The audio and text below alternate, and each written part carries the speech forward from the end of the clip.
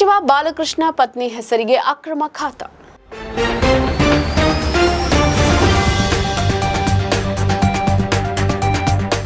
ನಿಮ್ಮ ಸುದ್ದಿಗಾರ ಈಗ ಜಿಯೋ ಟಿವಿಯಲ್ಲಿ.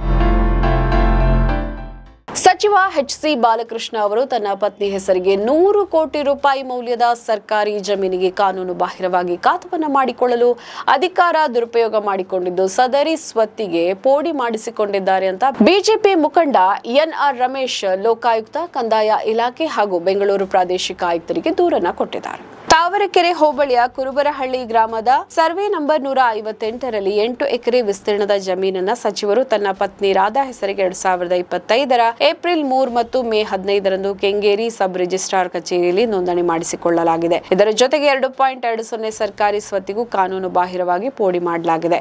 ಇದರ ಹಿಂದೆ ಕಂದಾಯ ಇಲಾಖೆಯ ಅಧಿಕಾರಿಗಳು ಇದ್ದು ಸರ್ಕಾರಕ್ಕೆ ನಷ್ಟ ಉಂಟು ಮಾಡಿರುವವರ ವಿರುದ್ಧ ಕ್ರಮ ಕೈಗೊಳ್ಳುವಂತೆ ಎನ್.ಆರ್. ರಮೇಶ್ ಸರ್ಕಾರವನ್ನು ಆಗ್ರಹಿಸಿದ್ದಾರೆ. ಇದೇ ರೀತಿ ಉತ್ತರಹಳ್ಳಿ ಹೋಬಳಿಯ ಯುಎಂ ಕಾವಲ್ಗೆ ಸೇರಿದ ಸರ್ವೆ ನಂಬರ್ 18ರ 8 ಎಕರೆ ವಿಸ್ತೀರ್ಣದ ಸರ್ಕಾರಿ ಬಂಡೆ ಜಾಗವನ್ನ ಖಾಸಗಿ ವ್ಯಕ್ತಿಗಳ ಹೆಸರಿಗೆ ಪಹಣಿ ಮಾಡಿಕೊಳ್ಳಲಾಗಿದೆ. ಅನ್ಯ ಜಮೀನಿಗೆ ಸೇರಿದ ವಿವರಗಳನ್ನು ಬಳಸಿ ಇಂತಹ ಕೃತ್ಯ ಎಸಗಲಾಗಿದೆ. ಈ 2 ಪ್ರಕರಣಗಳಲ್ಲಿ ದಾಖಲೆ ಸಹಿತ ಹಿಂದೆಯೇ ಬೆಂಗಳೂರು ನಗರ ಜಿಲ್ಲಾಧಿಕಾರಿಗೆ ದೂರು ನೀಡಿದ್ದರೂ ಸರ್ಕಾರಿ ಜಮೀನು ರಕ್ಷಿಸಿಕೊಳ್ಳಲು ಅಧಿಕಾರಿಗಳು ಮುಂದಾಗಿಲ್ಲ. ಮುಖ್ಯವಾಗಿ ಯುಎಂ ಕಾವಲ್ ಸ್ವತ್ತು ಸರ್ಕಾರಿ ಜಾಗವೆಂದು ನಗರ ಜಿಲ್ಲಾಧಿಕಾರಿ ಕಳೆದ ಮಾರ್ಚ್ 27ರಂದು ವರದಿಯನ್ನ ನೀಡಿದ್ದಾರೆ. ಹೀಗಿದ್ದರೂ ನಗರ ಜಿಲ್ಲೆಯ ವಿಶೇಷ ಜಿಲ್ಲಾಧಿಕಾರಿ, ವಿಶೇಷ ತಹಶೀಲ್ದಾರ್, ಡಿಡಿಎಲ್ಆರ್ ಅಥವಾ ಎಡಿಎಲ್ಆರ್ ನಿಯಮ ಉಲ್ಲಂಘಿಸಿ ಸರ್ಕಾರಿ ಸ್ವತ್ತಿಗೆ ಏಕನಿವೇಶನ ಖಾತಾ ನೀಡಿರುವುದರಿಂದ ಇವರೆಲ್ಲರ ವಿರುದ್ಧ ಕ್ರಿಮಿನಲ್ ಮೊಕದ್ದಮೆ ಹೂಡಬೇಕು ಅಂತ ಕಂದಾಯ ಇಲಾಖೆಯ ಮುಖ್ಯಸ್ಥರಿಗೆ ಪತ್ರ ಬರೆದಿರುವುದಾಗಿ ಎನ್.ಆರ್. ರಮೇಶ್ ತಿಳಿಸಿದ್ದಾರೆ. ಸುದ್ದಿಗಾರ ವಾಹಿನಿಯ ನೇರ ಪ್ರಸಾರವನ್ನ ವೀಕ್ಷಿಸಲು ವಿಐ ಮೂವೀಸ್ ಅಂಡ್ ಟಿವಿ ಆಪ್ನ ಡೌನ್ಲೋಡ್ ಮಾಡ್ಕೊಳ್ಳಿ.